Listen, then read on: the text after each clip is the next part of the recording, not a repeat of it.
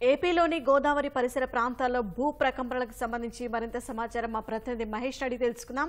మహేష్, గోదావరి జిల్లాలో ఏ ప్రాంతాల్లో భూ ప్రకంపనలు వచ్చాయి?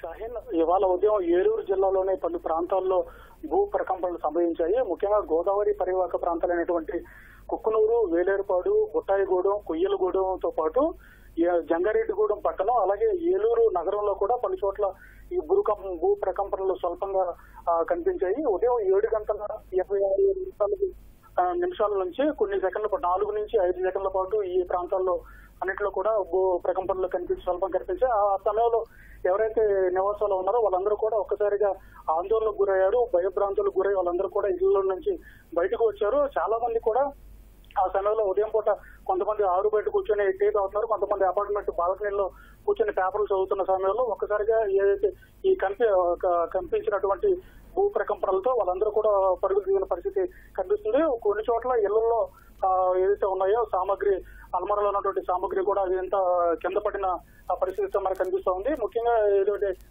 బుట్టాయిగూడెం, పోలవరం, ఏలూరు, అలాగే కొన్ని ప్రాంతాల్లో కొయ్యలగూడెం, బుట్టాయి ఈ ప్రాంతాలన్నింటిలో కూడా ఉదయం 3 నుంచి 5 సెకండ్ల పాటు ఈ స్వల్ప ప్రకంపనలు కనిపించినట్లు స్థానికులు చెప్తున్నారు.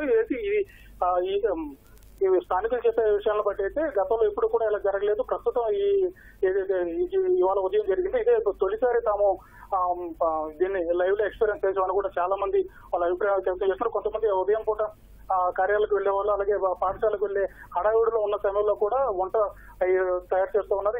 ఈ క్రమంలో వంటగదిలో ఉన్నటువంటి ఆ సామాన్లన్నీ కూడా కొంచెం చిందరవందరగా పడి ఈ అలజడికి అలాగే ఆందోళనకు వాళ్ళందరూ కూడా ఒకసారిగా బయటకు వచ్చి ఏం జరుగుతుందా అని చెప్పి చుట్టుపక్కల వాళ్ళని కూడా ఆరా తీశారు.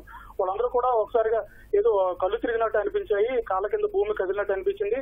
ముందుగా తమకేదో ఆరోగ్యపరంగా సమస్య ఉందని అనుకున్నామని, అయితే అందరూ ఇళ్లలోంచి బయటకు వచ్చిన తర్వాత ఏదో స్వల్ప ప్రకంపనలు అయితే జరిగినట్టుగా వాళ్ళందరూ చెప్తూ ఉన్నారు. ఇది ఉదయం జరిగినటువంటి పరిస్థితి. షాహీన్, ధన్యవాదాలు మహేష్.